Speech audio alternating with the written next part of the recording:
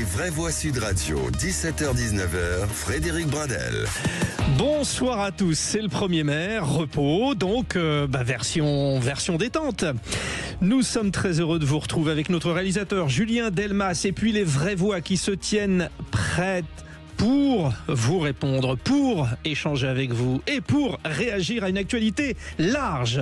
Le grand débat du 17h30 sera notamment consacré au Rassemblement national qui a organisé son meeting du 1er mai à Narbonne dans un contexte incertain après la condamnation de Marine Le Pen et d'autres élus au Parlement européen. Depuis le FN de Jean-Marie Le Pen, l'approche de ce jour férié a changé avec toutefois un fil conducteur pour le parti RN, positionner ce parti comme un rempart pour les classes ouvrières. Aussi, nous vous posons la question. La politique du RN favorise-t-elle les classes populaires? Vous répondez sur le compte X de Sud Radio. Vous nous appelez aussi. Aleksandar Nikolic, le député européen du RN, sera notre invité. Et puis le coup de projecteur, 18h40. Les syndicats français devaient une nouvelle fois relever le défi de la mobilisation en ce jour de fête du travail. Les chiffres révèlent une chute de la syndicalisation depuis plusieurs décennies. Nous ferons le point sur les manifestations de la journée et nous vous posons cette question sur les réseaux sociaux de Sud Radio. Aujourd'hui en France, les syndicats vous semblent 1. indispensables, 2. constructifs, 3. inutiles, 4. nuisibles. Donnez-nous votre point de vue. Joseph Touvenel, ancien grand syndicaliste et vice-président de la CFTC, nous donnera son point de vue sur cette journée. Vous nous appelez donc au 0826 300 300. Je vous présente tout de suite les 3 vraies voix. Les vraies voix Sud Radio. Il partage l'amour du travail en toutes circonstances, l'art de la rhétorique et l'expertise sur l'espérance de vie du muguet. Philippe Bilger. C'est bon. Vous avez Merci, choisi le bon brin, hein. En effet, d'ailleurs, je l'ai acheté ce matin. Oui, faut pas se louper parce que c'est bien si ça dure longtemps. Philippe Bilger, président de l'Institut de la Parole, auteur de Me Too Much aux éditions Héliopole. Ça marche bien ? J'espère. Ouais. Je préfère ne pas me renseigner, comme ça j'ai des illusions. Bon, mais je crois que ça va pas trop mal. Au moins le livre n'est pas long à lire. Bon. C'est déjà une qualité. En plus, on ne sait jamais trop finalement comment ça se passe avec le monde de l'édition. D'ailleurs, Voilà. le monsieur qui vous accompagne ce soir est Tom Conan, artiste et auteur de nombreux livres. On ne sait jamais trop avec l'édition si on a beaucoup vendu, si on a... Ouais. Bah, moi je vends pas énormément, je suis d'une sorte de classe moyenne de l'édition, c'est-à-dire que je vends pas peu, mais je vends pas beaucoup non plus, et je rappelle qu'il y a peut-être une trentaine de personnes en France qui vivent de leur plume, vraiment. Ouais. Faut quand même remettre les choses en perspective. En France, on ne vit pas de sa plume, c'est d'ailleurs un problème. Et ça ne va pas s'arranger avec l'intelligence artificielle. Ouais, sans doute. Ouais. Et puis aussi le fait qu'il y a beaucoup trop d'auteurs. Donc en fait, les revenus sont partitionnés entre de plus en plus d'auteurs et d'autrices. Et ça, honnêtement, c'est un vrai souci. Mais les éditeurs rentrent vite dans leurs frais. Oui, alors c'est ça qui est magnifique. ça, le problème. Ils sont très forts. Ils sont très forts. Ah oui, un auteur ne touche que 8%. En moyenne dans un contrat. Faut le rappeler ça, hein. C'est très très peu. Et bien voilà, c'est ce qu'on appelle une présentation, on va dire, un petit peu plus détaillée de chacun. Alors lui n'écrit pas, mais il est porte-parole du Bureau national de vigilance contre l'antisémitisme. Il est devenu un incontournable des vraies voix. Emmanuel Abramovitz. Merci de votre accueil et de votre gentillesse. Je suis ravi d'être un incontournable. Et peut-être commettrai-je un ouvrage. J'ai beaucoup réfléchi et fait parler un certain nombre de nos amis, dont Franz-Olivier Gisbert, des gens très sérieux comme l'ancien patron du 36 quai des Orfèvres, et d'autres à propos du déni. Ah, ça s'écrit ou c'est en projet? C'est en projet, c'est en train de s'écrire, oui. Bon, vous avez compris l'objectif, choisir le bon éditeur. Absolument. Voilà. Direction le standard de Sud Radio, 0826 300 300. C'est Olivier qui est avec nous en ce 1er mai. Bonsoir Olivier. Bonsoir Frédéric. Bon, Bonsoir vos invités. Oui, vous avez entendu, hein, ils sont remontés. Alors, on ne sait pas trop s'il faut se dire bonsoir ou bonjour, parce que avec cette chaleur aujourd'hui, il y a un plein soleil. Ouais. Quel temps? Chez moi, il fait 25,8 à l'endroit. Eh oui, c'est ça. Alors, bon, vous savez que les studios de Sud Radio sont à Paris et il fait un peu plus. Vous êtes où dans le Gard, Olivier? À Beaucaire. À Beaucaire. Ah oui, très bien. Dans le Gard. Très bien. Une ville, justement. Bien.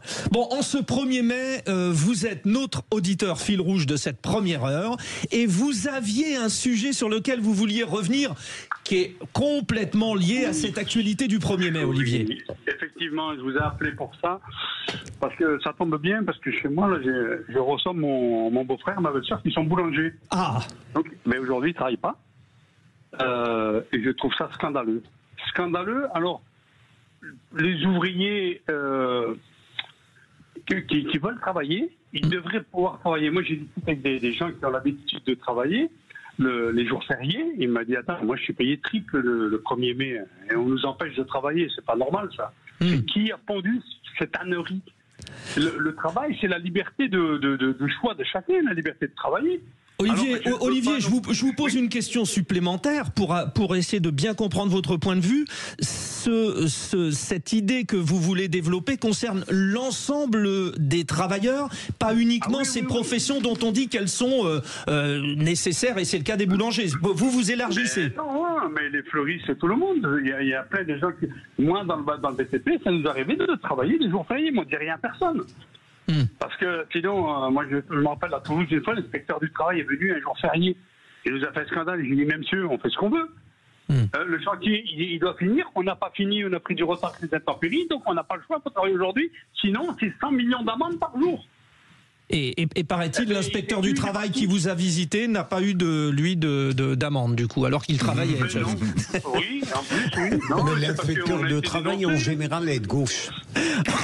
Alors, bon, Olivier, vous entendez, ça réagit. Alors, je fais réagir à votre point de vue, Olivier. Philippe Bilger. Ceux que j'ai connus sur le plan judiciaire étaient clairement à gauche. Comme si le travail était naturellement et consubstantiellement lié à gauche, ce qui est absurde. La droite aime aussi le travail.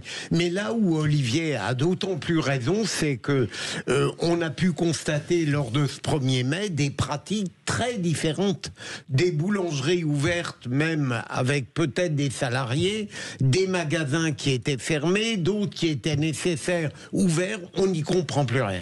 Tom Conan. Oui, alors effectivement c'est pas très clair. Bon, les indépendants peuvent travailler, hein, a priori, sinon on serait pas là. Mais en dehors de cette situation là, je pense que malgré tout c'est quand même une vraie question, savoir est-ce que le 1er mai, c'est pas le moment de se poser pour pouvoir effectivement réfléchir sur son statut, pas forcément le travail de manière abstraite, hein, mais son statut, ses droits, ses obligations. Où est-ce qu'on en est professionnellement? Pourquoi pas? Je veux dire, ça me choque pas. Moi, je suis allé je fêtais un anniversaire de ma chère mère aujourd'hui dans un restaurant. C'était ouvert. Bon anniversaire. Exactement, lui souhaite bon anniversaire. Mais je pensais que ça serait fermé à cause du 1er mai, parce qu'effectivement, ça coûte cher au restaurant, puisque les salariés, comme l'a rappelé Philippe, sont payés double ou triple, etc. Bon, c'était ouvert, donc il semblerait qu'il y ait des exceptions. Et vous n'avez pas mangé un hot dog, vous avez bien mangé. On a mangé un très très bon repas, mais effectivement, c'est une question qu'on peut vraiment se poser, quoi. Est-ce qu'on ne devrait pas mettre tout le monde à la même enseigne? Je ne sais pas. Emmanuel Abramovitz. Le paradoxe est absolu, il est sémantique, puisque le droit du travail semble nous expliquer maintenant que tout le monde n'a pas le droit au travail. Ça, c'est le premier point qui, moi, me fait réfléchir, voire bondir. Et d'autre part, quand un chef d'entreprise qui a réussi à créer une entreprise, que ce soit une boulangerie ou une usine, si ses salariés sont d'accord et volontaires, parce que pour des raisons personnelles, de complément de pouvoir d'achat ou autres qui ne nous regardent pas, ils sont d'accord pour servir leur entreprise et augmenter leur pouvoir d'achat, pourquoi est-ce que le droit leur interdirait? Excellent sujet, Olivier. Hein, vous avez vu, ça réagit. Olivier, allez-y. Oui. C'est la ministre qui a dit une ânerie. Elle a dit que tout le monde devrait s'arrêter. Alors si j'écoute le résultat, que c'est pour tout le monde, il faut s'arrêter. Donc sur l'autoroute, vous roulez à 250, il n'y a pas de gendarmes parce qu'ils ne travaillent pas. La police, c'est pareil. Les pompiers, il y a un accident, ils n'y vont pas parce qu'il y a... On ne peut pas, c'est impossible. Chacun est libre et il y en a qui sont obligés de travailler. Sur ces métiers d'urgence, oui. C'est des services régaliens, ça n'a rien à voir. Ça c'est autre chose. En revanche, on peut se poser la question, c'est vrai, les boulangers. Moi, j'ai un petit village à côté de Paris où j'habite et il y avait une boulangerie et ce matin, il y avait une queue, mais c'était incroyable, quoi. Donc ça travaille, mais forcément sans les employés. C'est difficile quand même, Olivier, de se dire les employés c'est à leur bon vouloir, parce que quand vous êtes face à votre chef d'entreprise, vous êtes un peu démunis, donc il faut aussi encadrer, Olivier, non ou oui? Non, parce que moi j'étais chef d'entreprise. J'avais 10 ouvriers. Ça m'arrivait de travailler des samedis, des dimanches. J'ai travaillé de novembre à mars en continu, 7 jours sur 7. Et j'ai demandé aux ouvriers. J'ai demandé qui c'est qui veut venir. On était 10, il y en a 4 qui voulaient venir. Les autres, ils ne voulaient pas. Mais ils restaient chez eux. C'est normal. Bon. Je ne peux pas les obliger. Merci. Mais à un moment donné, le choix, il doit être le droit du travail. On a le droit de choisir si on veut travailler ou. Merci Olivier pour cette première intervention. Il va y en avoir d'autres. Vous participez à notre débat tout à l'heure. Vous jouez avec nous au quiz aussi, tout ça. Vous passez l'heure avec nous en ce 1er mai. Merci Olivier pour avoir donné le ton de cette émission. Dans un instant, les mots de l'actu. Oui. À tout de suite. Ouais.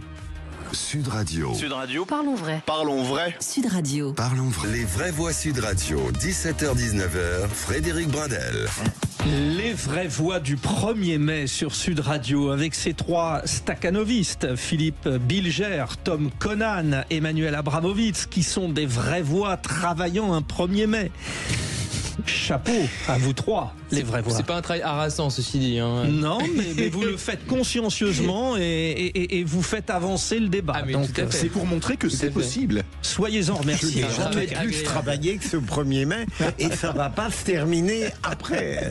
Dans un instant, Philippe Bilger, nous allons vous retrouver pour ce moment évidemment incontournable de l'émission, l'instant du procureur. Mais avant, cher Félix Mathieu. Oui, dans un petit instant, les 3 mots dans l'actu. On va parler de la CGT qui comptabilise 250 000 manifestants dans toute la France pour la fête du travail, avec la gauche à Dunkerque et les ArcelorMittal. Et puis le RN du côté de Narbonne. On va parler aussi des proches d'Aboubacar Cissé qui réclament une saisie de la justice antiterroriste sur le meurtre dans une mosquée du Gard la semaine dernière. Et puis de ce partenariat entre l'Ukraine et les États-Unis, reconstruction en échange de terres rares, la Russie voit rouge. En 3 mots, manifestation, enquête et partenariat. Le rendez-vous est pris, vous êtes toujours très captivant, Félix Mathieu. Place à un autre très grand captivant. Enfin, je l'espère. Le procureur. Les vraies voix Sud Radio. Le réquisitoire du procureur. Philippe Bilger. Philippe Bilger, vous voulez revenir sur l'entrisme des frères musulmans qui s'amplifie selon le ministre Retailleau. Absolument, c'est une inquiétude qui n'est pas très originale. Ça fait 15 jours qu'on dénonce, bien avant d'ailleurs, l'entrisme des frères musulmans. Mais ce qui me frappe, c'est qu'après l'avoir dénoncé encore plus vigoureusement, eh bien, ça ne s'arrête pas. Et le ministre Retailleau, comme vous l'avez dit, a indiqué que cet entrisme s'amplifiait et qu'il craint même que ces frères musulmans s'immiscent dans les listes municipales à un certain moment. Donc il est évident que d'une certaine manière la démocratie municipale va être en péril avec le risque d'une gangrène intellectuelle dans la mesure où la conception de la France ne sera pas la même et les frères musulmans, il faudrait un jour s'attacher non plus seulement à les dénoncer, mais à les combattre vigoureusement par les moyens dont la loi peut disposer. Tom Conan, alors déjà, l'appellation est particulière parce que frères musulmans, ça ne veut pas dire qu'ils sont les frères de tous les musulmans, loin s'en faut. Et d'ailleurs, leur action politique dessert les musulmans, certains d'entre eux en France. Oui, enfin, et puis évidemment, je pense que c'est pas un groupe homogène. Après, je suis pas un spécialiste de ces questions. Après, l'entrisme en tant que méthode, c'est quand même vieux comme le monde. Hein. Les bolcheviks faisaient ça. On pourrait dire, je sais pas, même les francs-maçons, les catholiques, enfin, plein de gens font de l'entrisme dans le sens infiltrer de manière tout à fait officielle un milieu pour pouvoir effectivement influer une certaine ligne, une certaine direction dans une association, un parti. Sans pas systématiquement nuire aux règles de la République, parce que vous avez associé franc-maçon, ça fait beaucoup. Non, bien sûr, mais l'entrisme en tant que tel, c'est en tant qu'influence, c'est pas illégal en soi. Je comprends que ça puisse inquiéter évidemment quand c'est des groupes qui peuvent être attentatoires à des droits fondamentaux, évidemment, quels qu'ils soient. Ce que je veux dire, c'est qu'en tant que tel, c'est une pratique ordinaire. Pardonnez-moi de ne pas être d'accord avec vous. L'entrisme des frères musulmans est très particulier parce qu'il est structuré d'un point de vue politique et d'un point de vue religieux et qu'il arrive à accrocher des gens par le politique et ou par le religieux et ou par la terreur.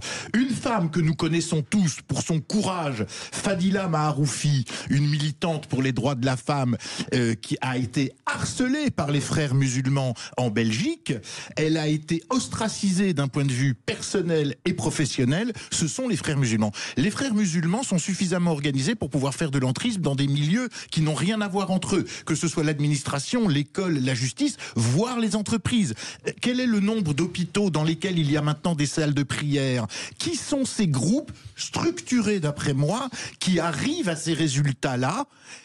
On ne peut pas obtenir ces résultats sans en l'occurrence, là, quand on parle d'entrisme, c'est être aussi hors la loi. Vous compariez aux catholiques qui n'étaient pas hors la loi dans la mesure où ça dépend ce qu'on entend par entrisme. Ça peut effectivement, c'est un terme qu'il s'agirait de définir. Néanmoins, par rapport à ce qui vient d'être dit, le rempart, c'est le droit précisément. Dire qu'il s'agit d'une association, d'une entreprise, d'un gouvernement, de n'importe quel groupuscule. À partir du moment où vous faites pression dans un sens qui irait dans un sens de violation de la loi ou de règles quelconques, évidemment les personnes sont répréhensibles. Et c'est bien ce qui est souligné là.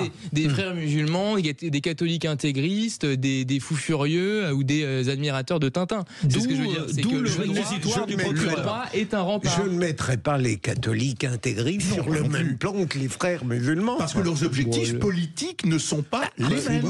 Moi, je suis contre tous les intégrismes, d'où qu'ils viennent. Bon. Non, mais il faut savoir qui sont les frères musulmans. Vous êtes même contre l'intégrisme de l'intelligence, par exemple. Ah non, mais ça c'est autre chose. Vous jouez sur les mots. Non, mais c'est à similitude entre les intégristes catholiques et les frères musulmans. Le scandale, cet amalgame. Il y a débat et c'est passionnant. On y reviendra peut-être. Il y a très très beau réquisitoire. Vous avez choisi le bon choix. En tout cas, le 1er mai. Bravo Philippe Bilger. Allez, les 3 mots de l'actu, c'est parti. Les vraies voix Sud Radio.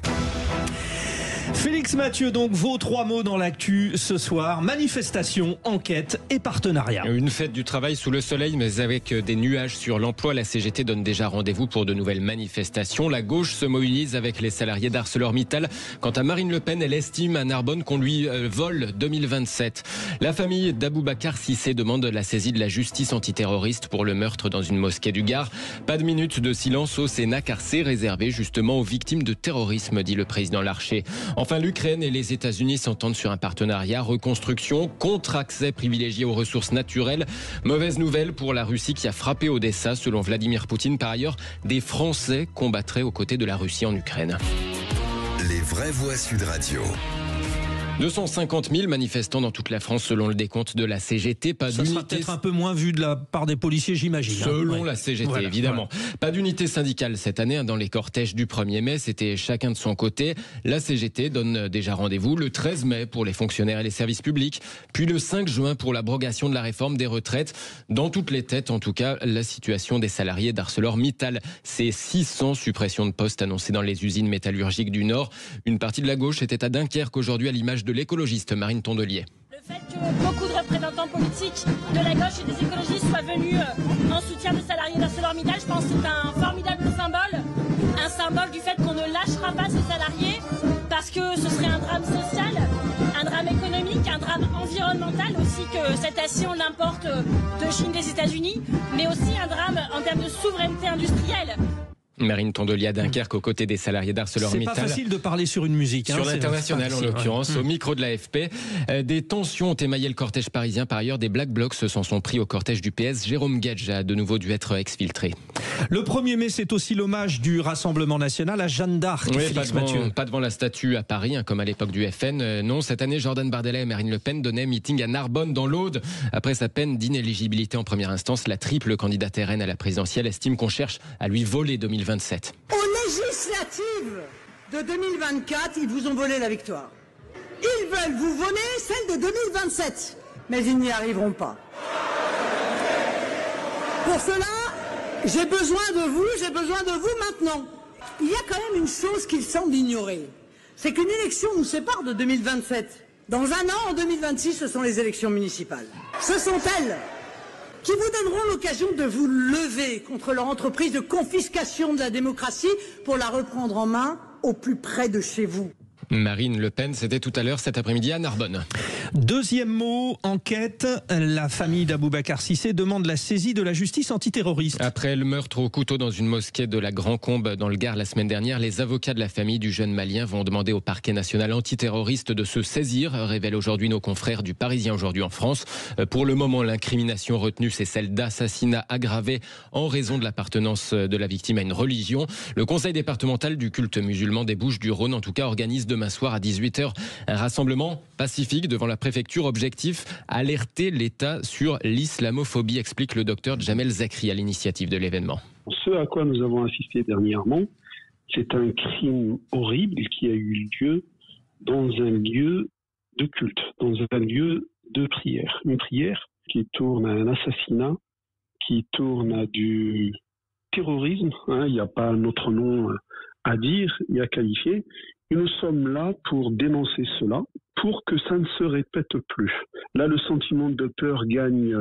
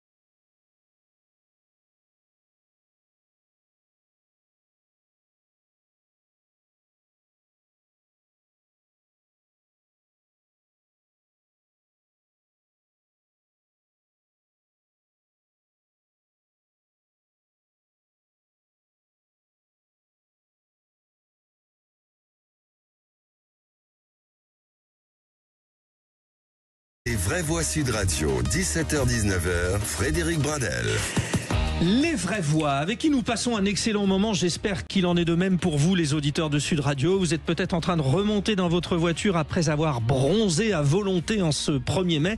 Sachez que Philippe Bilger est avec nous, le président de l'Institut de la Parole. Tom Conan, artiste et auteur. Emmanuel Abramovitz, porte-parole du Bureau national de vigilance contre l'antisémitisme. Messieurs, votre présence nous honore et honore aussi cette qualité de travailleur que vous avez. Mais les travailleurs aujourd'hui se reposaient et le Rassemblement national y tenait. Vous allez voir, nous ouvrons le grand débat du jour. Les vraies voix Sud Radio, le grand débat du jour. Le lien entre le Rassemblement national et la fête du 1er mai regorge de rebondissements et relève du feuilleton politico-médiatique. Désormais, le parti de Marine Le Pen organise un meeting en ce jour férié. Il avait lieu cet après-midi à Narbonne, dans un contexte particulier, suite aux condamnations d'élus en lien avec l'affaire des rémunérations au Parlement européen.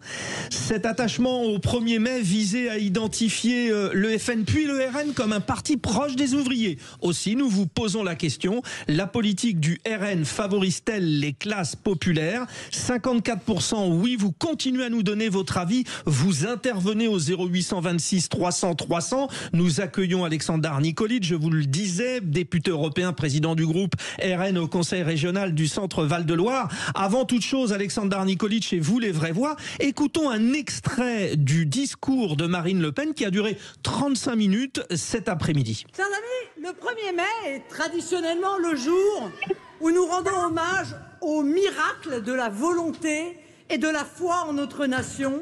Mais si cette date est si importante, c'est aussi parce que le 1er mai est la fête du travail et qu'elle témoigne de l'hommage que nous voulons rendre aux travailleurs de ce pays, à ses forces vives. Ce n'est pas une fête où nous nous limitons à célébrer les conquêtes sociales des travailleurs, souvent obtenues lors de douloureux conflits où ont été perdues de nombreuses vies humaines. C'est aussi l'occasion de célébrer le travail et l'effort eux-mêmes, en tant que levier d'émancipation individuelle et d'ascension sociale. Le discours de Marine Le Pen, alors on en parle avec vous, Aleksandar Nikolic, dans un instant, mais la réaction de Philippe Bilger, alors, le RN... très supporter du monde ouvrier. Bien sûr. Alors d'abord, ça n'est pas la première fois que je remarque que Marine Le Pen dispose d'un excellent rédacteur. Ses discours sont tout à fait remarquables sur le plan de la forme.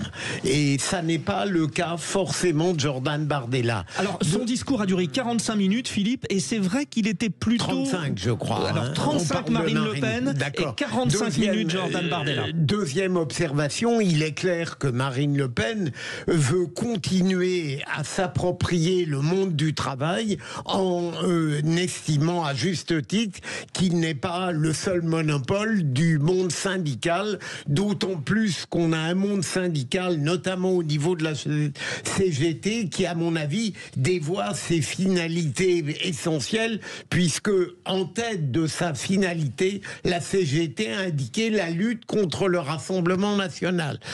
Dernier élément, et je finis là-dessus, c'est que Marine Le Pen, on peut dire, pour répondre à votre question, que je ne crois pas que la vision politique et sociale de Marine Le Pen favorise les classes populaires. Ce dont je suis sûr, en tout cas, c'est que le RN, pardonnez-moi, donne au moins l'apparence aux classes populaires de s'intéresser davantage à elles que ne le font les partis classiques. Aleksandar Nikolic, vous prenez à la fois la place dans le cœur du monde ouvrier, le rôle de certains partis dont c'était la vocation, on a parlé de lutte ouvrière, Parti communiste tout à l'heure, mais aussi des syndicats. Je vous pose la question parce que vous avez l'air d'y croire dur comme fer. En tout cas, de la France qui travaille, vous savez, quand on regarde à la fois par tranche d'âge, chez les Alors, Aleksandar Nikolic, je pense que le mieux, ça serait, parce que ça coupe un petit peu la liaison, donc ça serait peut-être bien, je vous vois en déplacement, donc peut-être arrêter la voiture pour avoir un lieu fixe. On va continuer le tour de table. Alors, Tom Conan, j'ai un peu une idée de ce que vous allez nous répondre, mais au départ, Marine Le Pen, elle n'est pas issue et forcément convaincue par les problématiques du monde ouvrier, vous confirmez? Ouais, puis je dirais qu'en fait non, mais les partis nationalistes ont toujours exalté les intérêts des classes populaires. Ça c'est absolument pas nouveau. Je veux dire, dans l'histoire du XXe siècle, c'est une stratégie qui a été systématiquement appliquée et parfois avec succès. C'est-à-dire, ça a mené à des succès électoraux. Mais ce qu'on constate, c'est qu'en pratique, d'ailleurs, il suffit de regarder ce qui se passe aux États-Unis actuellement, c'est que les partis et les politiques nationalistes, c'est-à-dire celles qui prônent un certain repli, celles qui vont éventuellement monter certaines catégories les unes contre les autres, et celles qui vont aussi exalter, on pourrait dire, la nation comme rempart contre la violence, contre l'insécurité, contre les injustices, etc., mènent généralement à exactement l'inverse, c'est-à-dire un recul du pouvoir d'achat, une montée des inégalités, une montée de l'injustice, de la violence, etc. Tout cela, ce sont les arguments et les sujets qui ont été développés aujourd'hui, notamment le pouvoir d'achat. Ouais. Juste, on continue le tour de table et on revient auprès de chacun d'entre vous, les vraies voix. Vous intervenez aussi, les auditeurs, au 0826 300 300. Emmanuel Abramovitch, si l'on écoute ce que vient de dire Tom Conan, ce sont des proies faciles, les ouvriers, pour être séduits politiquement? Pas si simple que ça, quand même. Les ouvriers ne sont pas des proies. Les ouvriers ont fait un choix suite à leur trahison par les partis de gauche qui, jusqu'à présent, jusqu'aux années 83, pour essayer d'être à peu près précis, les protégeaient. Ça s'est passé en deux temps.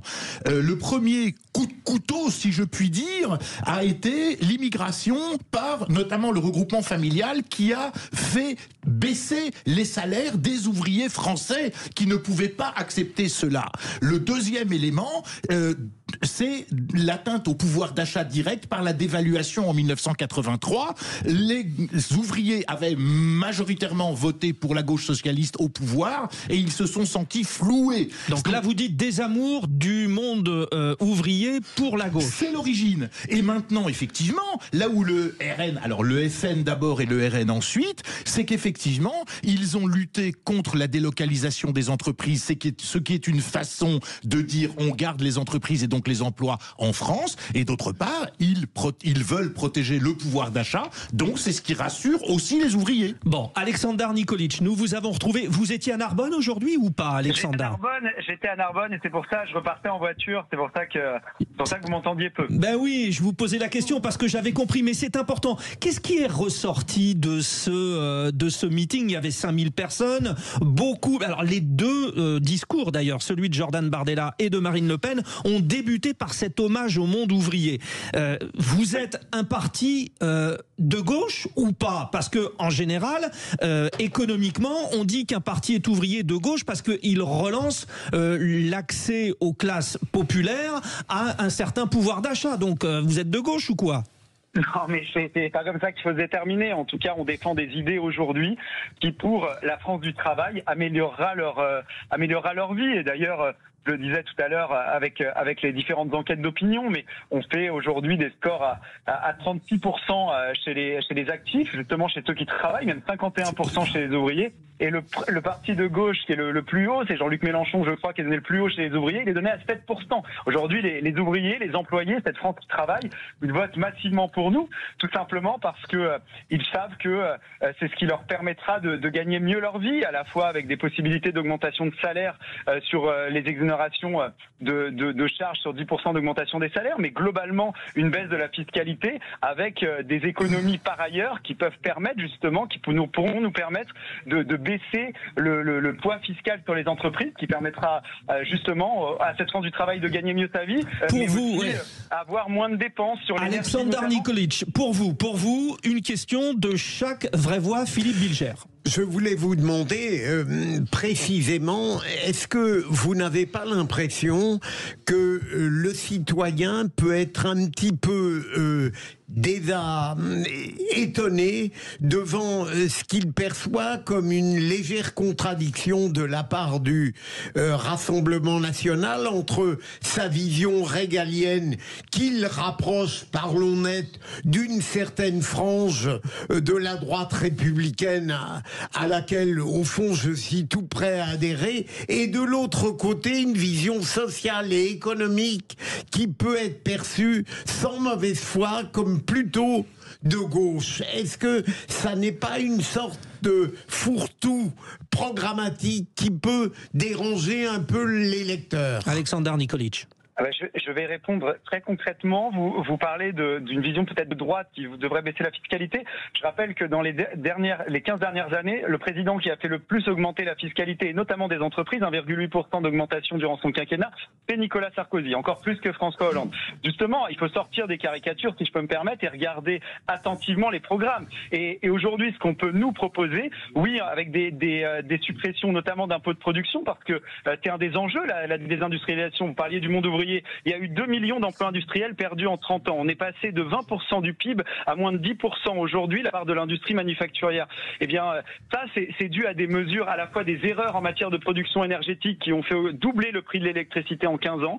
C'est dû à une augmentation considérable de la fiscalité et de plus une mise en concurrence directe avec justement des pays qui n'ont pas ces mêmes règles et qui n'ont pas ce même poids. Et aujourd'hui, à la fois cette France du travail, mais le monde ouvrier, mais aussi les commerçants, les artisans qui sont à près de 40% à vouloir voter pour nous, sentent bien que ce qu'on peut proposer améliorera leur vie. Donc non, je suis absolument pas d'accord. Il s'agit juste de dépenses différentes. On entend bien votre réponse. Par exemple, ferait en sorte que le modèle social réservé aux Français ferait diminuer considérablement les dépenses et pourrait nous permettre de diminuer la fiscalité sur les entreprises, sur les charges notamment. Alexander Nikolic, les vraies voix veulent aussi vous poser des questions. Ça réagit au 0826 300 300. Les auditeurs de Sud Radio. Simon de Perpignan. Bonsoir Simon. Question courte, hein, vous avez vu, tout le monde parle. On y va Simon, bonsoir, nous vous écoutons. Oui, bonsoir, est-ce que vous me recevez là? Parfaitement, allez-y, posez votre question et le plus rapidement possible. Moi, je répondrai à monsieur Alexander Nikolic que ils n'ont que le résultat de leur laisser-aller et de leur choix politique, et que de toute façon, le RN, effectivement, ne s'intéresse non pas qu'aux ouvriers, mais à tous les gens qu'on n'écoute pas, les dépossédés. Et que s'ils étaient un peu plus stratégiques, un peu plus intelligents, ils auraient repris la main et non pas orienté vers autre chose. Ah, alors ça c'est une question un peu piège. C'est vrai que depuis tout à l'heure, Alexander Nikolic, je vous ai dit, vous êtes à droite, vous êtes à gauche. Philippe Bilger vous a dit, qu'est-ce que vous faites économiquement? Ça manque de clarté quand même, ça fait un peu fourre-tout. Question et réponse rapide donc, Alexander Nikolic. Non, mais là, sur ce qui vient d'être dit par l'auditeur, sur cette dépossession, c'est vrai que les Français ont raison d'avoir de voir qu'ils paient de plus en plus d'impôts pour avoir de moins en moins de services, et donc ils sont dépossédés. Ensuite, sur les contradictions, je vois en aucun cas ce qui est contradictoire. Quand on regarde attentivement ce qu'on propose, mais écoutez, il y a eu de multiples erreurs. On parlait d'erreurs. Quand on fait le choix, je suis désolé d'être concret, mais quand on fait le choix de produire notre électricité de plus en plus avec l'éolien et le photovoltaïque, eh bien oui, ça entraîne une augmentation du prix de l'électricité. Quand on fait le choix, par exemple, avec des accords de libre-échange, de baisser des tarifs douaniers, c'est des recettes en moins, et en plus une mise en concurrence directe qui fait que certaines filières sont détruites dans notre pays, que ce soit en matière agricole. Ça a été un thème fortement développé. En matière agricole, à 6e. Moi, je suis très concret. Depuis tout à l'heure, je vous ai évoqué sur les impôts de production, sur la manière dont on produit de l'électricité, sur les charges qu'on pourrait baisser, sur la TVA, par exemple, qu'on peut baisser évidemment sur les produits énergétiques à 5,5 et sortir de cette écologie punitive qui rajoute de la fiscalité qui, au final, entraîne qu'on pollue plus. Effectivement, Alexander Nikolic, on essaye de faire court à chaque fois. On va pas refaire tout ce que Marine Le Pen a dit aujourd'hui en l'occurrence, mais c'est vrai que c'était un des thèmes très développés aujourd'hui, la crise énergétique. Question pour vous, Alexander Nikolic, Tom Conan. Oui, alors moi, voilà où je pense que l'extrême droite n'est pas du tout crédible sur le terrain de la défense des catégories populaires ou des catégories sociales défavorisées, et c'est pas spécifique au temps présent, c'est quelque chose qui est beaucoup plus ancien, c'est que l'extrême droite en général, et c'est pas uniquement le cas de l'extrême droite en France, ne s'attaque jamais à une critique du capitalisme. Il n'y a aucune critique fondamentale du capitalisme ou du système économique dominant, appelez-le comme vous voulez, dans la réflexion, si j'ose dire, de l'extrême droite. C'est-à-dire qu'à aucun moment il y a un discours sur les conséquences qu'on appelle les externalités négatives, par exemple, du capitalisme sur l'environnement. Il n'y a aucun discours sur les inégalités, sur la montée incroyable des inégalités de revenus, de patrimoine depuis plusieurs décennies. Je renvoie à plein de travaux d'économistes comme Thomas Piketty, Esther Duflo, etc. Donc il n'y a pas de remise en cause fondamentale. Clairement, ce sont les préoccupations du monde populaire. Répondez Alexandre Nikolic. Du pouvoir d'achat, des inégalités, ça les Alexandre Nikolic, réponse aussi synthétique. Non mais écoutez, on critique nous l'évasion fiscale et justement un monde ouvert totalement d'un point de vue économique qui fait qu'il y a une qu'on perd justement des possibilités de capter une certaine fiscalité. Ensuite, je suis désolé, vous parlez du monde du travail, vous dites on est moins crédible, vous nous qualifiez d'extrême droite, ce qu'on n'est absolument pas, mais vous dites qu'on serait moins crédible que d'autres. Je rappelle et je répète, justement cette France du travail, au maximum, elle vote à 7% pour Jean-Luc Mélenchon. Les ELV ils sont à 4. Je veux dire, vous parlez justement de la remise en cause de la pollution que ça peut entraîner. Ce qui entraîne de la pollution, c'est que justement, on est passé à 100 milliards de déficit commercial et qu'on importe aujourd'hui beaucoup plus que ce qu'on exporte. Et on ne produit plus localement. On ne produit plus localement à cause de mesures qui, je suis désolé de le dire, mais on détruit notre industrie, on détruit notre capacité industrielle, notre capacité agricole. Et ces importations, eh bien aujourd'hui, font que 51% des émissions de gaz à effet de serre sont la conséquence justement de ce qu'on importe à l'autre bout du monde. Donc nous, ce qu'on propose au final pollue moins, nous permet d'être souverain parce qu'on produit localement et on a vu pendant la crise Covid que ça compte, et en même temps il y a une valeur ajoutée avec des meilleurs salaires justement dans la filière industrielle, avec des formations qu'on peut proposer. On a compris, il y a Alexandre Nikolic, beaucoup de réactions. Je veux que les auditeurs de Sud Radio aient la parole. Olivier, qui est notre auditeur fil rouge. Olivier, votre réponse, vous, à cette question, le RN, parti favorable au monde populaire ou pas, Olivier? Non. Là, à l'heure actuelle, on approche de la campagne présidentielle, donc on va entendre tous les partis faire des promesses, essayer de faire du racolage chez tout le monde. Bon, c'est de bonne guerre, hein, ils le font tous, donc il n'y a pas de raison. Mais les Français sont déçus à cause des casseroles que presque tous les partis ont, quoi. Alors les gens, ils étaient réfugiés chez le RN, puis on s'aperçoit que bon, il y a une casserole chez Marine Le Pen, donc peut-être que ça va changer aux prochaines élections, parce que les casseroles, Sarkozy, ça lui a coûté cher, Fillon, ça lui a coûté cher, à tous, ça coûte cher. Donc, il y a ça, ouais. Il ne sait plus où donner de la tête. Il sait plus, il a confiance en personne. Et quand je vois les gouvernants qui font n'importe quoi, par exemple Macron qui a enlevé la taxe d'habitation, maintenant il faudrait la remettre. Mais ça, c'est une promesse électorale. Tu promets que tu vas enlever. Bon, des promesses. C'est ce que vous dites. Et finalement, le RN, c'est comme tout le monde. Alors, le mot de la fin de ce débat passionnant. Vous restez avec nous, Olivier, parce que vous allez jouer avec nous. Alexandre Nikolic, je vous salue dans un instant. Emmanuel Abramovic, vous pouvez faire court. On m'a réduit, mais monsieur le député européen, j'ai une question pour vous. Ah bah non, c'est pas le but du jeu, là. Il faut conclure. Bon ouais. Conclure? Bon, alors vous êtes dur. Moi, j'aurais voulu savoir quelles étaient les mesures précises pour empêcher les délocalisations des entreprises à l'étranger et par conséquent maintenir l'emploi en France. En un mot, dites une mesure, Alexandre Nikolic. Non, mais il y en a plusieurs. J'ai évoqué les impôts de production. Je suis désolé, le monde entier essaie de réindustrialiser. Nous, on se rajoute du poids supplémentaire avec des impôts de production, avec des charges supplémentaires, avec des mises en concurrence sur des traités et d'accords de libre-échange de l'Union européenne, qui fait qu'on importe des produits avec moins de taxes qui sont mis en concurrence directe avec nos produits, mais qui en plus ont des recettes en moins, parce que 50% des recettes des pays européens en 1980 venaient de ces tarifs douaniers. On est tombé à 14,5%. C'est mis à la place sur un poids fiscal, par exemple. Et oui, l'énergie, ça compte. Quand vous avez c'est une réponse. Un doublement. C'est une réponse. Merci. C'était un des seuls avantages que notre industrie avait. On l'a compris et ça a été largement développé. développé aujourd'hui par Marine Le Pen. Merci beaucoup Alexander Nikolic, député européen, président du groupe RN au Conseil régional du Centre Val-de-Loire, de nous avoir accordé quelques instants alors que vous êtes sur la route depuis le retour de Narbonne. Les vraies voix, vous restez avec nous. Olivier aussi, notre auditeur, puisque nous allons respirer. C'était intense, on savait que ça allait être passionnant. Sud Radio, votre attention est notre plus belle récompense. C'est vraiment agréable d'entendre une radio aussi joyeuse, même que ce soit le 7h du matin et le soir, c'est excellent. Sud Radio, parlons vrai. Vraie Voix Sud Radio, 17h-19h, Frédéric Bradel.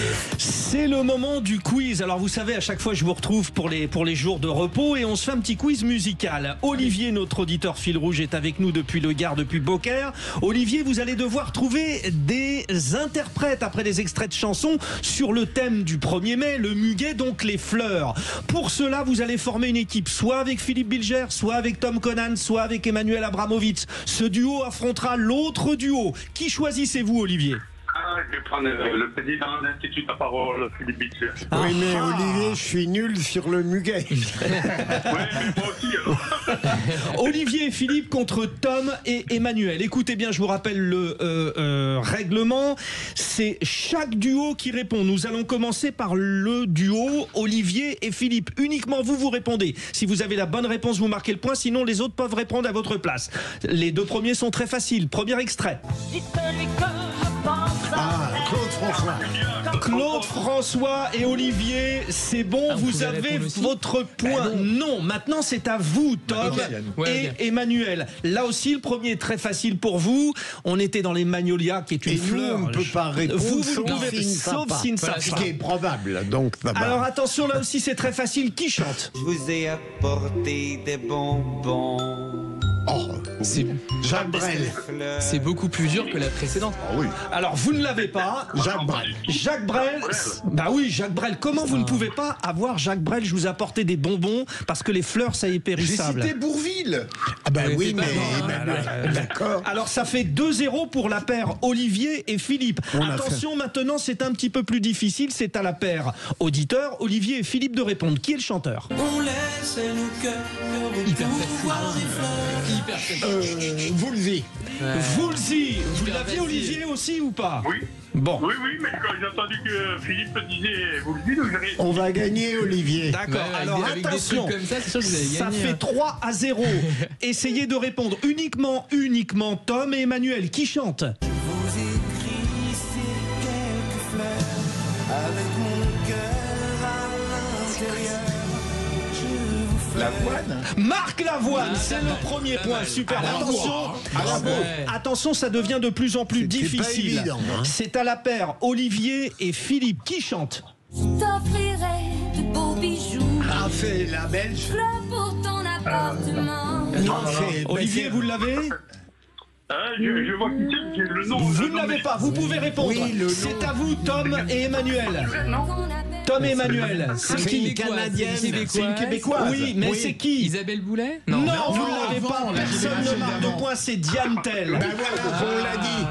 Allez, Ben oui. écoutez ça. C'est Qui dur. chante cette chanson ? Le duo Tom et Emmanuel, c'est à vous. Dans mon jardin secret. Liane Folly. Oui, Liane Folly, attention, ça fait 3-2, rien ne va plus. Yes. Question à la paire Philippe Bilger et Olivier. Qui chante ça ? La fleur sans nom. C'est dur. La fleur sans nom. Comme une Vous l'avez, Olivier ? Non, pas du tout. Vous ne l'avez pas. Emmanuel et Tom. Françoise Hardy. Non, ce n'est pas Françoise Hardy, c'est Marie Laforêt. 3-2. c'est le Écoutez même bien, genre. si vous trouvez l'interprète Olivier et Emmanuel, vous égalisez à 3 partout et Oui, il y aura... mais c'est à nous. Ah non, c'est à eux. Ah non. Non, parce que là, c'est à vous, Marie Laforêt, et vous ne l'avez pas trouvé. Vous êtes en train de vous effondrer, Philippe. c'est terrible. C'est suis donc assez à d'accord. Tom, c'est à Tom et Emmanuel de répondre. Qui chante ça ? Vous voyez moi dans l'eau. Bien sûr, Gottener. Gottener. Et nous avons, alors jamais dans l'histoire de ce jeu nous avons eu un scénario comme celui-là. remontada. 3-3 comme hier, On a l'Inter été de Milan floués. contre Barcelone. Alors messieurs, écoutez, tout le monde peut répondre. Les deux duos, Si vous me trouvez cette chanteuse, vous gagnez. Donc soit Philippe Bilger, Olivier, soit Tom Conan et Emmanuel Abramovitz. Le premier qui répond fait gagner. Tout le monde peut jouer. Qui chantait ça? Mireille Mathieu. Non. Bravo. Emmanuel Abramovitz, le plus rapide devant Olivier qui a répondu en deuxième. Le temps du muguet. Quel match. Bravo Olivier, vous aviez placé la nulle. Mais victoire pour Tom et Emmanuel. Allez, dans un instant les infos. Bravo messieurs. Mais tu es bon. Sud Radio. Sud Radio. Parlons vrai. Parlons vrai. Sud Radio. Parlons vrai. Les vraies voix Sud Radio. 17h-19h. Frédéric Bradel. Profitons de la présence de nos experts travailleurs en ce 1er mai, nos experts muguets aussi, ils l'ont prouvé. Philippe Bilger, président de l'Institut de la Parole, auteur de Me Too Much aux éditions Héliopole. Tom Conan, artiste et auteur. C'est quoi le dernier livre, Tom Conan? Ah, vous n'étiez pas branché, allez-y. Capital Rose chez Albin Michel. Eh bien voilà. C'est noté. Et puis Emmanuel Abramovitz, porte-parole du Bureau national de vigilance contre l'antisémitisme. Messieurs, vous êtes prêts? Oui. Bon, nous avons un auditeur au 0826 300 300 et cet auditeur, il est avec nous depuis Nantes. C'est Christophe. Bonsoir Christophe.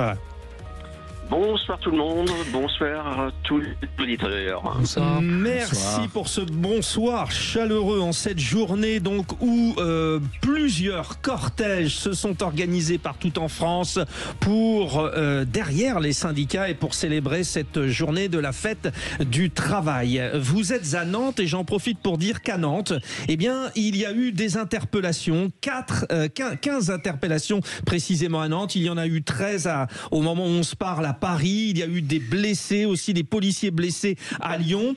Votre réaction depuis Nantes, Christophe? Nantes où, alors je ne veux pas stigmatiser cette ville dont le club de foot et le club de handball me sont si chers, bravo aux handballeurs qui sont d'ailleurs qualifiés pour le Final Four depuis hier, mais quand même à Nantes c'est assez oppressant. Qu'en pensez-vous Christophe? Tout à fait.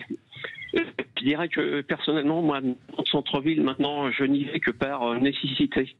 On ressent une atmosphère latente d'anxiété, d'angoisse. À la fois que l'on se déplace dans Nantes, malheureusement, ça saute un petit peu, Christophe, la connexion. Donc vous nous disiez en se déplaçant à Nantes, il y a cette tension, on le sent bien. Est-ce que Christophe, vous êtes avec nous, ne bougez pas? C'est la raison pour laquelle, en l'occurrence, vous n'êtes pas allé aujourd'hui parce qu'il y avait ces mouvements sociaux dans la rue. Voilà. Enfin, ces manifestations. Oui, tout à fait. Il y a le président qui dit que déjà la manifestation organisée par les syndicats, je ne dirais pas ce que je pense des syndicats très très fortement dessus depuis des années. Vous n'accrochez pas trop les syndicats, on l'a bien compris, et d'ailleurs la connexion n'accroche pas trop. Donc Christophe, c'était important. Alors bien sûr, le témoignage, on est un peu frustré parce qu'on aurait aimé entendre Christophe un peu plus précisément, mais on sent bien cette tension. Les dernières infos, il y a eu tout à l'heure des échauffourées dans Paris, je le disais à Lyon également, avec 3 policiers blessés, plusieurs dizaines d'individus violents masqués tentaient de dégrader 2 commerces au niveau du centre-ville de Lyon et ont jeté des projectiles. Les policiers sont intervenus, 3 blessés. Voilà, donc pour l'instant, on va dire que le calme est revenu à Paris, autour de la place d'Italie, autour de la place de la République. Mais c'est vrai, et notamment Nantes est concernée. Il y a aujourd'hui encore beaucoup de gens, et notamment ceux qu'on appelle les Black Blocs, qui profitent de l'opportunité des manifestations organisées par les syndicats en ce 1er mai. Voilà ce que nous voulions dire. Il est 18h13 sur Sud Radio. Dans un instant, nous retrouvons Félix Mathieu. Sud Radio. Sud Radio. Parlons vrai. Parlons vrai. Sud Radio. Parlons. Les vraies voix Sud Radio. 17h-19h. Frédéric Bradel.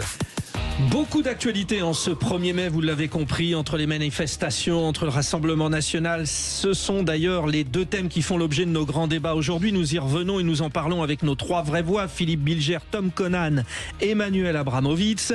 Vous réagissez et vous êtes nombreux. Merci en ce 1er mai au 0826 300 300. Vous votez aussi sur les différentes questions sur le compte X. Tout de suite, c'est l'info en plus de Félix Mathieu. Les vraies voix Sud Radio. Félix, 6 ans après les Gilets jaunes, les cahiers de doléances seront désormais accessibles à tous les Français dès demain. Oui, vu que c'est récent à l'échelle de l'histoire, jusqu'ici, il fallait une dérogation pour y accéder, par exemple pour faire de la recherche. Mais dès demain, effectivement, le ministère de la Culture a publié l'arrêté dans le journal officiel. Plus besoin, ces documents seront accessibles à tout le monde en se présentant simplement aux archives départementales et nationales. Au total, 19 935 cahiers avaient été remplis au moment des Gilets jaunes et du grand débat. En 2019, cette ouverture des cahiers au grand public, eh bien, c'était devenu le combat, la marotte du maire d'Auger-Saint-Vincent, un petit village de l'Oise.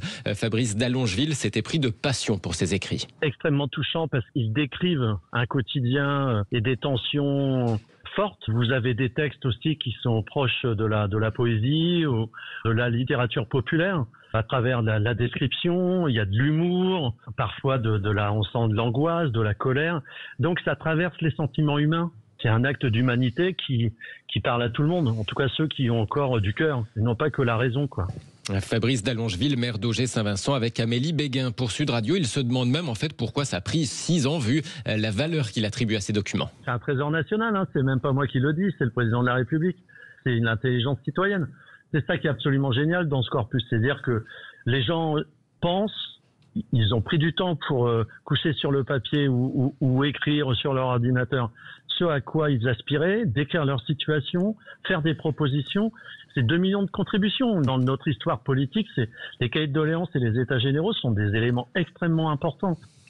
Fabrice d'Allongeville qui espère maintenant que tous ces écrits vont pouvoir aussi permettre de sortir un peu de concret, même 6 ans après. En fait, ça répond pour l'essentiel aux problématiques qu'ils rencontrent au quotidien et non pas ce qu'on pense à leur place quand on leur dit notre premier souci c'est l'immigration ou l'insécurité. Quand vous plongez dans le corpus, mais c'est pas ça qui arrive en premier. Loin de là, même si c'est évoqué, mais c'est pas la première préoccupation des gens.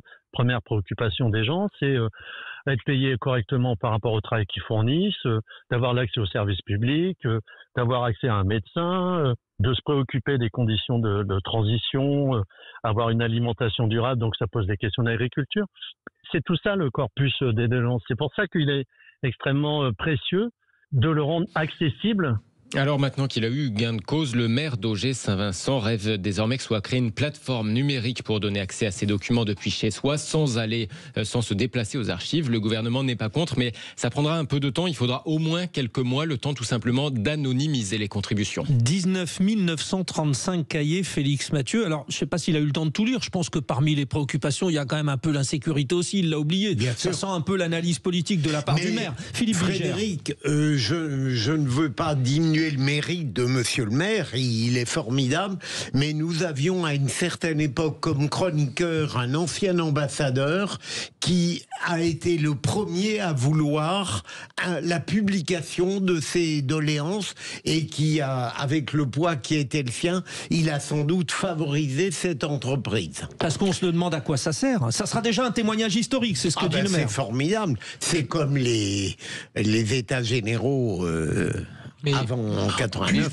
En même temps, Tom Conan, avant l'horreur de 93. Ça devait servir à trouver des solutions aux problèmes soulevés par les Gilets jaunes. J'ai pas l'impression qu'on s'appuie dessus. Mais aujourd'hui, en fait, on n'utilise absolument pas l'innovation technologique formidable par ailleurs, en tout cas impressionnante, pour la politique et pour insuffler plus de démocratie populaire dans notre système politique, qui est quand même quasiment immuable, qui ne bouge pas, alors qu'à côté, la société bouge. On pourrait parfaitement imaginer que des plateformes de ce type, aujourd'hui avec l'IA, vous pouvez ajouter énormément de données, les faire analyser en quelques secondes et en retirer un certain nombre d'informations, de substrats. Ça pourrait tout à fait être mis au service, non pas de vote de loi à la place des représentants, c'est pas du tout le sujet, mais par contre pour éclairer effectivement les décideurs, pour éclairer notamment le législateur, et pas seulement pour être un témoignage historique et une archive, que ça reste à l'état de cadavre sinon. Emmanuel Abramovitz, est-ce que ça va rester à l'état de cadavre? Est-ce que ça va servir. C'est pas parti pour. D'abord, moi, je voudrais vous dire, Frédéric, que je suis outré. Je suis outré. Pourquoi ? Parce que ces cahiers de doléances, c'était au départ les cris des Français relatifs à des problématiques fondamentales qu'ils rencontraient, que ce soit en termes de pouvoir d'achat, concernant l'alimentation, concernant l'essence, concernant la qualité du travail ou la possibilité de l'accès au travail, et que maintenant, on en a fait un recueil de nouvelles qui est géré par le ministère de la Culture. Je suis désolé, je n'accepte pas ça, et je pense que ça participe de l'éloignement des Français des politiques, et que ça ne mènera à rien de bon. Ça, c'est bien vu, parce qu'en fait, on s'aperçoit que c'est un document culturel, historique, mais que ça n'a pas fait avancer le débat. Tout de même, je trouve que, d'une certaine manière, Emmanuel est intégriste. Dans la mesure où on a un petit progrès, un grand progrès, ces cahiers auraient pu rester dans les limbes, absolument, et on les publie, certes sous l'égide d'un ministère, mais on est libre de les consulter, d'en tirer profit, mon cher ami. Mais maintenant, c'est devenu un document littéraire, alors je peux aller consulter les notes des uns ou des autres, mais moi j'attendais à ce que ce soit les politiques, les députés, les élus qui se saisissent de cela en priorité, et qui puissent éventuellement nous dire, groupe par groupe, nous sommes saisis de tels cris des Français et nous proposons tel projet de loi. Et bien vu aussi Tom Conan, parce que si on met un petit coup d'IA là-dedans, ça va pouvoir générer des choses. Ah non, mais honnêtement, on n'utilise absolument pas les progrès incroyables qui existent en la matière pour éclairer effectivement le décideur. Et pourtant, Dieu sait qu'il y aurait énormément de choses à en tirer. Alors tout cela est très intéressant, mais ça vient de Félix Mathieu, c'est toujours le cas avec Félix. Qu'est-ce que c'est intéressant ? Et Amélie Béguin, évidemment. C'est un très bon moment. Et puis alors, après l'intervention des 3 vraies voix en ce 1er mai qui travaillent ardemment, bravo. Voilà, justement, on va enchaîner avec le tour de table. Les vraies voix Sud Radio. Le tour de table des vraies voix. Alors en général, il y a un petit truc machin, mais on va se le passer après parce qu'on voulait commencer avec vous, Philippe Bilger. Vous, votre tour de table nous donne l'occasion de revenir sur cette terrible nuit de terreur à Bellem, c'est dans l'Orne, pas très loin d'Alençon. Alors c'est très étrange parce que j'ai vu cette annonce, cette information sur un site et on ne sait rien des motivations de ces voyous. Une quinzaine de personnes, durant une nuit, ont fait régner des dévastations, des destructions, des agressions dans un petit village. On ne sait pas pour quelle raison, pour quel motif, s'ils ont été arrêtés. Et personne n'a repris cela, alors que j'ai eu l'impression, lisant ce qui s'était passé, de me retrouver comme dans ces célèbres westerns, où tout à coup, par pur sadisme, une bande de cow-boys vient et ne trouve pas toujours face à elle une shérif exemplaire, qui sont venus s'aimer la terreur par une pure gratuité sadique. Ce qui m'a frappé, c'est que personne d'autre n'en a parlé que ce site en question. Alors, ça a été repris sur certains médias, quand même. Ça fait l'objet de reportages, Philippe Bilger, mais nous comprenons la question que vous posez. Est-ce que Emmanuel Abramovitch, ça ressemble à des... On a connu, vous savez, à l'époque, les blousons noirs là, qui descendaient, qui faisaient une expédition punitive. Là, ça va un peu plus loin. J'allais pas remonter si loin. Moi, j'allais remonter aux émeutes de 2005. Et je pense que Philippe a mis le doigt sur le cauchemar absolu qui paralyse le ministère de l'Intérieur et certains ministres, voire le président, la peur de l'émeute généralisée. Mais ça, ce que vous racontez, Philippe, c'est une ineptie absolue. Le premier droit du français, c'est le droit au travail, le droit à la sécurité. Or là, il est fait abstraction du droit à la sécurité, car quand ces bandes débarquent là, dans un petit village, vous ne sortez pas, adultes, parents que vous êtes, vos enfants, je n'en parle même pas, vous avez peur pour vos biens, mais si demain, au lieu d'un petit village, ça se passe dans une ville moyenne ou dans le quartier nord d'une grande ville, que va-t-on faire? Alors il faut être capable de d'exercer l'ordre. Tom Conan, vous êtes un homme de gauche. Oui, si vous voulez. Oui. Il y a quoi comme solution là, par exemple? Qu'est-ce que la gauche pourrait proposer comme solution pour éviter qu'un petit village soit passé à tabac? Je veux dire, le droit s'applique à tout le monde. Je veux dire, la gauche, à supposer que ça veut dire quelque chose, n'a jamais été contre l'idée qu'il faille assurer la sécurité à tout le monde. La sécurité, c'est un droit fondamental. Il y a aucun doute là-dessus. Moi, j'ai beaucoup de personnes autour de moi, comme beaucoup de gens, qui craignent, qui redoutent une certaine insécurité. Je pense par exemple à des jeunes femmes qui parfois rentrent du travail tard et qui travaillent dans le commerce, etc., et qui sortent parfois en plein hiver à 21h pour rentrer chez elles. Elles font parfois des détours incroyables pour éviter d'avoir des problèmes d'agression sexiste, sexuelle, ce que vous voulez, misogyne dans les transports, et donc qui parfois doivent se changer également aussi, hein, pour pouvoir ne pas attirer l'attention. Moi, je sais que voilà, ça c'est quelque chose dont moi j'ai pas forcément souffert personnellement mais en revanche ça peut concerner certains Alors publics. qu'est-ce qu'on fait, parce qu'on a l'impression que c'est une certaine droite qui s'empare du problème. Non, mais je veux dire, il y a des réponses de droite et des réponses qui ne sont pas de droite, ça c'est certain. Le tout sécuritaire me semble évidemment totalement absurde. Néanmoins, trouver les causes, j'ai l'impression que c'est quand même peut-être toujours ça qui oppose éventuellement les camps les uns par rapport aux autres. C'est que les causes sont pas toujours celles qu'on imagine. Il n'y a pas des hordes de barbares et des gentils de l'autre côté. Les barbares sont, on pourrait dire, disséminés partout, les gentils également. D'ailleurs, ils agressent les uns et les autres. Ouais, mais en fait, je dirais que ce qui est gênant dans un discours de droite sécuritaire un peu caricatural, c'est quand il y a du manichéisme. Je dis pas que c'est systématiquement le cas, mais quand il y a évidemment des gens qui voient, par exemple, certaines banlieues qui seraient forcément touchées par ces problèmes-là, du fait de certains habitants qui habiteraient dans ces quartiers, tandis que d'autres seraient tranquilles. Absolument pas. Moi, j'ai déjà été agressé dans des endroits très favorisés par des gens qui avaient. Est-ce que vous êtes vous-même très favorisé? Qui avaient des gens qui avaient la même tête que moi. Vous voyez ce que je veux dire? Donc, qui a priori ne tombaient pas dans la catégorie qu'on voudrait stigmatiser. C'est ça le problème d'un discours de droite. Vous ne parleriez pas comme d'une réponse de droite et d'une indifférence de gauche? Absolument pas. Je dis qu'il y a des réponses de droite et des réponses de gauche. En tout cas, des réponses qui ne sont pas manichéennes. Mais la problématique est apolitique. La sécurité de monsieur ou madame Durand, elle est apolitique. Bien sûr. Oui, mais on sait et ce sujet, j'ai l'impression qu'on n'arrivera pas à vous arrêter parce que vous avez plein d'idées, c'est un régal. Mais pardonnez-moi, nous devons marquer une petite respiration et nous revenons, mais alors vraiment très rapidement pour la suite de ce tour de table. Vous êtes remontés comme jamais les vraies voix. On va en profiter. Le tour de table à suivre. Sud Radio. Sud Radio. Parlons vrai. Parlons vrai. Sud Radio. Parlons vrai.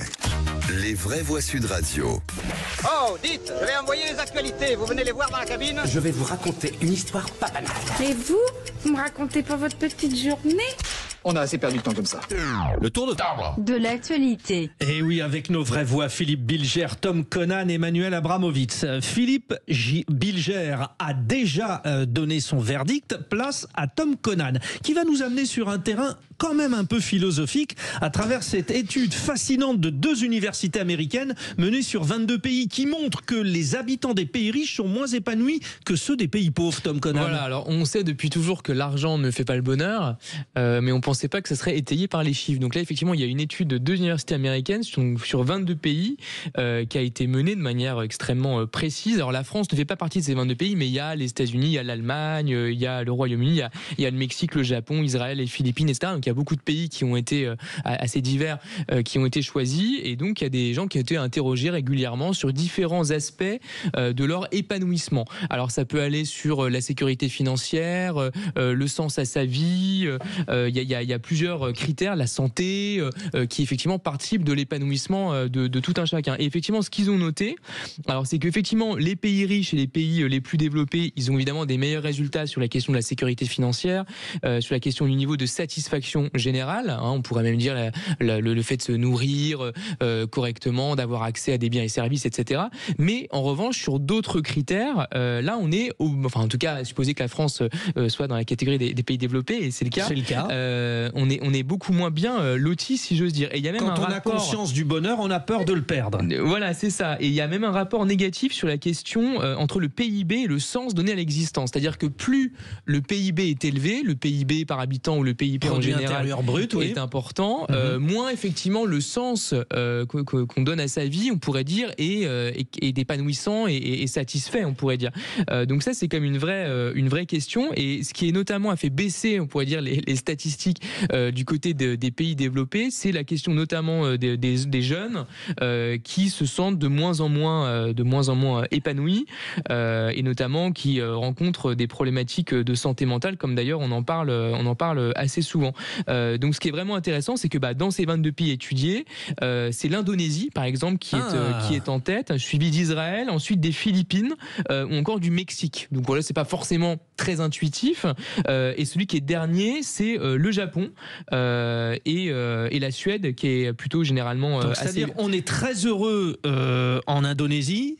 Voilà, enfin, c'est le niveau, pas exactement de bonheur, c'est l'épanouissement. Donc c'est un critère qui est un peu plus large, mais effectivement qu'on pourrait associer à la question du bonheur. Ce qui nous renvoie d'ailleurs aux travaux d'une sociologue que j'aime beaucoup, qui s'appelle Dominique Méda, professeure à Dauphine, qui justement a beaucoup travaillé sur la critique effectivement du PIB comme outil de mesure fiable dans les pays pour mesurer effectivement la satisfaction des gens. Alors épanouissement en Israël où on vit au cœur d'un conflit quand même, c'est assez surprenant. Effectivement, alors sur cette question spécifique, j'ai pas creusé effectivement le point, mais en tout cas ce qui est certain, c'est que l'épanouissement, c'est une myriade effectivement de critères. Encore une fois, c'est l'argent, c'est la satisfaction, c'est le sens qu'on donne à sa vie, c'est également la qualité des relations sociales et la capacité à se réaliser soi-même. Ouais, tout à fait. Ouais. Oui, c'est le fait effectivement d'être en phase, on pourrait dire, avec son existence, se sentir bien, donner un sens à sa vie. Voilà.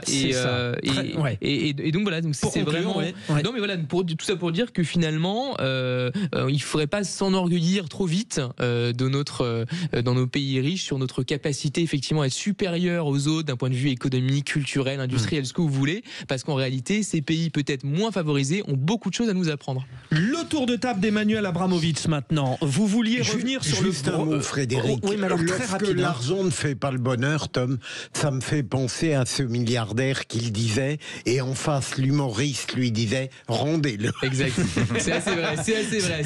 Ça valait la peine de me couper, Philippe.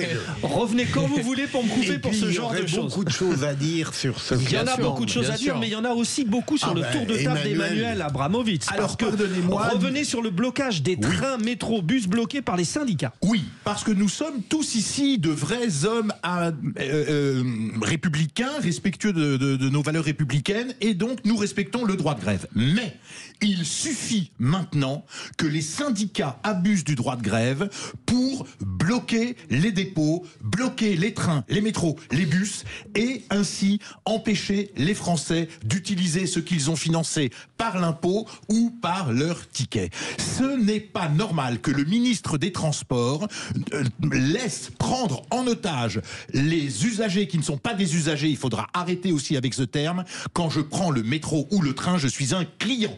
Et donc j'ai une obligation de résultat de la société en face de moi. Et donc je ne comprends pas que le ministère des Transports ne saisisse pas des huissiers pour faire constater que les trains, les bus, les métros ne puissent pas sortir des entrepôts et donc faire leur ouvrage au service des Français. C'est un abus du droit de grève, c'est une faiblesse du gouvernement et je voudrais que cela change et qu'il y ait peut-être du côté des nombreux sénateurs et députés qui nous écoutent la volonté de produire un texte de loi en ce sens, car trop c'est trop. Sudrail et la CGT ont déposé des préavis de grève pour la semaine du 5 au 11 mai. Sophie Binet, à la tête de la CGT, s'est dite prête à suspendre le préavis de grève aujourd'hui si les revendications des cheminots étaient satisfaisantes avant le 5 mai. Les syndicats, nous en parlons. Nous allons développer justement ce tour de table d'Emmanuel Abramovitch dans un instant, puisque c'est le coup de projecteur. Les syndicats donnaient leur traditionnel rendez-vous du 1er mai aux travailleurs cet après-midi à Paris et plus globalement sur tout le territoire français. Le taux de syndicalisation connaît une chute régulière depuis plusieurs années et évidemment du coup les syndicats passaient un test de mobilisation. On fait un point dans un instant, mais c'est vrai que pour l'instant la mobilisation est assez moyenne. La question que nous vous posons aujourd'hui en France, les syndicats vous semblent indispensable, vous dites oui à 6%, 2 constructif, vous dites oui à 1%, 3 inutile, vous dites oui à 23%, 4 nuisibles, vous dites oui à 70% dans la consultation sur le compte X de Sud Radio. Vous pouvez inverser la tendance si vous le souhaitez ou la confirmer. Dans un instant, Joseph Touvenel, le vice-président du Centre européen des travailleurs et ancien vice-président de la CFTC, grand habitué des vraies voix, sera avec nous. Juste une question rapide, cher Joseph, avant de parler avec vous dans notre grand coup de projecteur. Les syndicats français sont-ils en crise alors pour vous, Joseph ? Oui, comme toute la société, cher Frédéric. Mais c'est pas parce que nous sommes en crise que c'est inutile. Vous avez par exemple remarqué que la famille est en crise. Faut-il pour ça abattre les parents ? On reconnaît là votre sens de la formule. C'est un plaisir de vous accueillir avec nous, Joseph. Restez bien avec nous dans un instant. Les vraies voix et vous au 0826 300 300, les auditeurs de Sud Radio, vous intervenez. Sud Radio, votre attention est notre plus belle récompense. Vous faites du bien à tellement de personnes. Vous ne pouvez pas vous imaginer. C'est formidable. Il faut que cette émission dure très longtemps. Merci, merci Sud Radio. Sud Radio, parlons vrai. Les vraies voix Sud Radio, 17h-19h, Frédéric Brindel.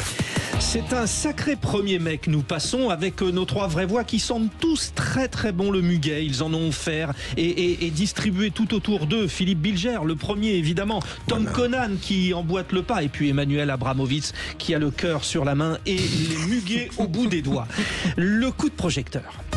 Les vraies voix Sud Radio, le coup de projecteur des vraies voix. Le taux de syndicalisation avoisine les 10% de nos jours dans les entreprises et les services publics. Il était de 30% dans les années 50 du siècle précédent.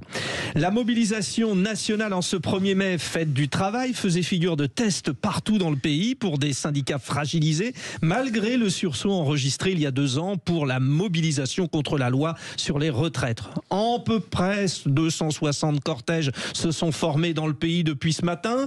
Nous vous posons la question, à vous les auditeurs de Sud Radio, sur nos réseaux sociaux. Aujourd'hui en France, les syndicats vous semblent 1 indispensable, 2 constructifs, 3 inutiles, 4 nuisibles. Vous dites nuisible à 70%, inutile à 23%, indispensable à 6%, constructif à 1%.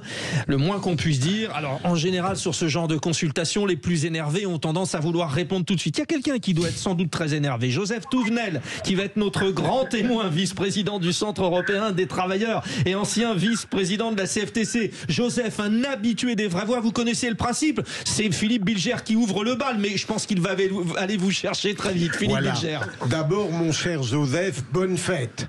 Et maintenant, si j'étais, au fond, totalement franc, je dirais que les syndicats sont inutiles aujourd'hui en France parce qu'ils ont donné tout ce qu'ils pouvaient espérer donner de meilleur par rapport à des époques où le monde du travail était traité d'une manière odieuse, ignoble, et je pense notamment au travail des enfants. Si je devenais un peu plus modéré, je dirais que le syndicalisme est inévitable parce que je n'imagine pas un jour un homme ou une femme politique être capable de modérer son influence négative et de le limiter dans son pouvoir. Et dernier élément, je dirais, en restant alors progressiste, qu'il faut le maintenir parce que même si le taux de syndicalisation est très faible, eh bien, comme l'a dit pour une fois Sophie Binet, les syndicats agissent en quelque sorte par procuration. Et il y a encore des réformes dans le droit du travail dont je pense que Joseph va nous énoncer quelques dispositifs qui méritent probablement d'être mis en œuvre. Joseph Touvenel, c'est quoi le problème des syndicats aujourd'hui ? C'est le problème de la société. Dans une société de plus en plus égoïste, on voit que les gens ne veulent agir que pour eux-mêmes. Et je vais vous donner qu'un seul chiffre. J'ai entendu, très bien, 6% qui jugent que les syndicats sont utiles et pas le reste. Oui, mais aujourd'hui, 98% des salariés en France bénéficient d'accords au-delà du droit du travail. C'est-à-dire que 98% des salariés bénéficient du travail des syndicats. Si on leur supprime ces avantages au-delà du droit du travail, ils vont tous pleurer. C'est le résultat de travaux passés. Ah non, c'est le résultat des travaux de tous les jours. Ce que vous avez l'air d'ignorer, vous voyez les syndicats, vous nous dites d'ailleurs aujourd'hui, les syndicats défilent. C'est pas vrai ? Non. des syndicats. Et en ordre dispersé, parce qu'ils ne sont pas tous ensemble. Hein. Mais je n'ai pas vu la CFTC dans la rue, et pourtant la CFTC, c'est un des syndicats les plus constructifs. Oui. Et qui dans les entreprises, comme les autres syndicats, au quotidien, se battent pour régler des problèmes, pour trouver de bons accords. Et quand vous en parlez à un autre syndicat dont vous parlez jamais, qui sont les syndicats patronaux, que disent-ils? Nous avons absolument besoin d'interlocuteurs dans les entreprises. Parce qu'on ne va pas négocier individuellement. Quand vous avez une entreprise de 150, 2000 ou de 10 000 personnes, il faut une représentation. Et les syndicats, leur rôle, c'est de représenter les salariés. Bon. Alors je sais qu'aujourd'hui, et depuis longtemps, il y a des syndicats beaucoup trop politisés qui ne font pas un travail syndical. Et j'en tiens pour preuve, là je suis à quelques encablures de la grande manifestation parisienne.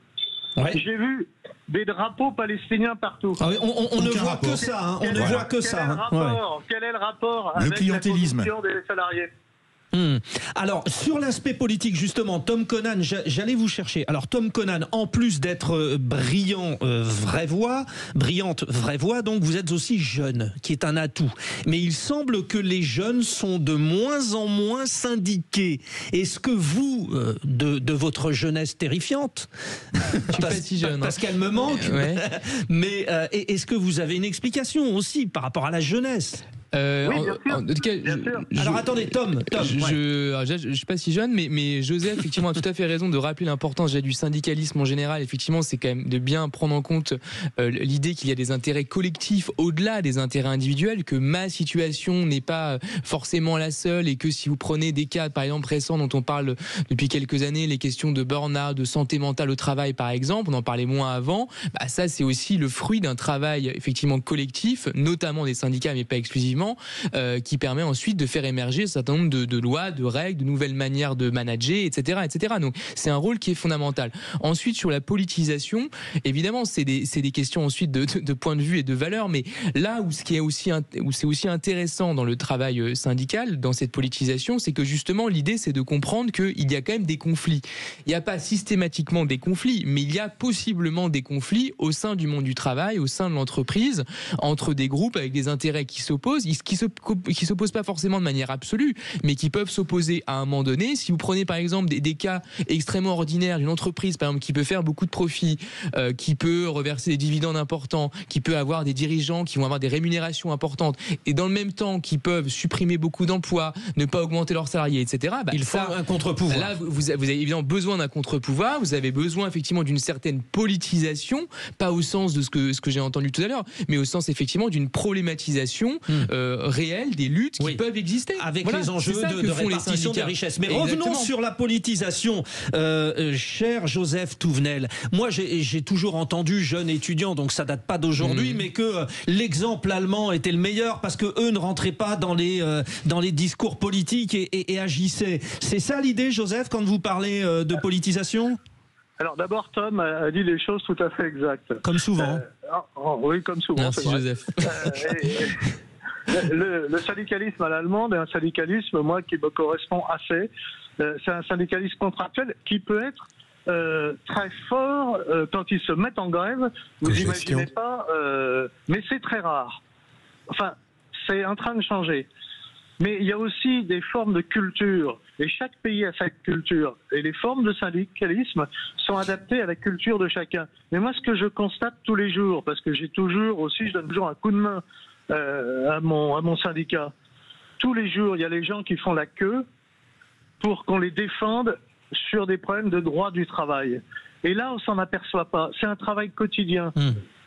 Et c'est un travail assez efficace, mais je reconnais aussi à la partie patronale, moi je suis pas en opposition systématique, je souhaite que mes entreprises se portent bien, qu'elles fassent des bénéfices, mais en même temps il faut respecter par exemple des horaires de travail parce qu'on a une vie de famille, il faut aller chercher les enfants, et donc ça se protège, et puis quand il y a des gros bénéfices, eh bien on doit les redistribuer, et le syndicat est là pour ça. Malheureusement en France, le syndicat a trop été et toujours trop dans les luttes des classes, et donc opposer les uns contre les autres, au lieu d'essayer de trouver, avec quelques intérêts divergents, les intérêts convergents, parce qu'on a plus d'intérêts dans notre société à ce que nos entreprises fonctionnent et fonctionnent bien pour que tout le monde y trouve à la fois son bon droit et à la fois un espace de vie et des salaires corrects. Joseph Touvenel, un de vos détracteurs les plus fidèles, Emmanuel Abramovitch. C'est un clin d'œil évidemment, mais il avait lancé le débat avec son tour de table. Vous en avez marre des syndicats, c'est ça Emmanuel? C'est un honneur de venir